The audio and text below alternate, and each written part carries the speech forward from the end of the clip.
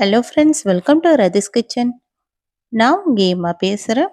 இன்னைக்கு நம்ம சேனலில் சிங்கப்பெருமாள் கோயில் போயிருக்கீங்களா? அங்கே கொடுக்குற தோசையோட ஸ்பெஷலான பொடி தான் எப்படி செய்கிறதுன்னு பார்க்க போகிறோம். இந்த ரெசிபி எப்படி செய்யலாம் வீடியோக்குள்ளே போய் பார்க்குறதுக்கு முன்னாடி நம்ம சேனலை சப்ஸ்கிரைப் பண்ணிவிட்டு பாருங்கள் ஃப்ரெண்ட்ஸ். இப்போ வாங்க வீடியோக்குள்ளே போகலாம். ஃப்ரெண்ட்ஸ், இந்த பொடி செய்கிறதுக்காக இப்போ நான் ஒரு கப் அளவுக்கு கருப்பு உளுந்து எடுத்திருக்கேன். இந்த கருப்பு உளுந்தில் தான் இந்த பொடியை செய்வாங்க. இது கூடவே 1/4 கப் அளவுக்கு கடலை பருப்பு சேர்த்துக்கலாம். இது நல்லா வாசனை வர அளவுக்கு ஒரு 5 நிமிஷத்துக்கு ஸ்டவ் மீடியம் ஃப்ளேமில் வச்சு நல்லா வறுத்து கொடுத்துக்கலாம். அதிகமாக தீய விடாமல் நம்ம பொறுமையாக இதை நம்ம வறுத்து எடுக்கணும். இதுனா நல்லா வாசனை ஓரளவுக்கு கலர் மாதிரி வந்தால் போதும். ஒரு 5 நிமிஷத்துக்கு நல்லா வறுத்து கொடுத்ததுக்கப்புறம் இந்த அளவுக்கு வரும். இந்த அளவுக்கு வந்ததுக்கப்புறம் நம்ம இதை எடுத்து அப்படியே ஒரு பிளேட்டில் மாற்றிடலாம். இப்போ நம்ம வறுத்து எடுக்கிற ஒரு பொருளையும் எல்லாத்தையும் இதே பிளேட்டில் தான் மாற்ற போகிறோம். அடுத்ததாக இது கூடவே 1 ஸ்பூன் அளவுக்கு தனியா, கொத்தமல்லி விதையில் அதை சேர்த்துக்கலாம். இது கூடவே 1 ஸ்பூன் அளவுக்கு மிளகு சேர்த்துக்கலாம். இது கூட 10லேருந்து 15 வரமிளகாய் சேர்த்துக்கலாம். இது கூட 2 கொத்து அளவுக்கு கறிவேப்பிலையும் சேர்த்துட்டு இப்போ நல்லா இதையும் வறுத்து கொடுத்துக்க போகிறோம்.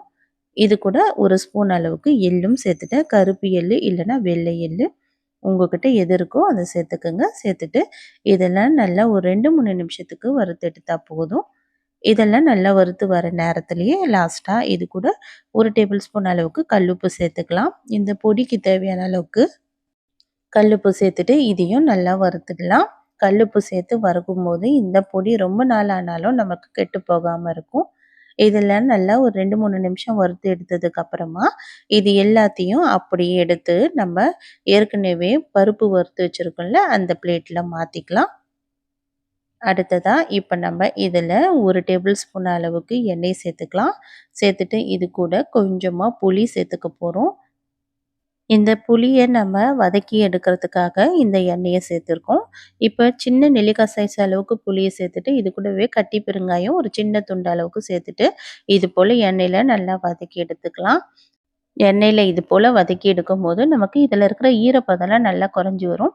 நீங்கள் கட்டி பெருங்காயம்க்கு பதில் தூள் பெருங்காயம் சேர்க்குறதா இருந்தால் நம்ம இந்த பொடியை அரைக்கும் போதே டைரெக்டாக ஒரு 1/4 ஸ்பூன் அளவுக்கு பெருங்காயத்தூள் சேர்த்து அரைச்சி எடுத்துக்கோங்க.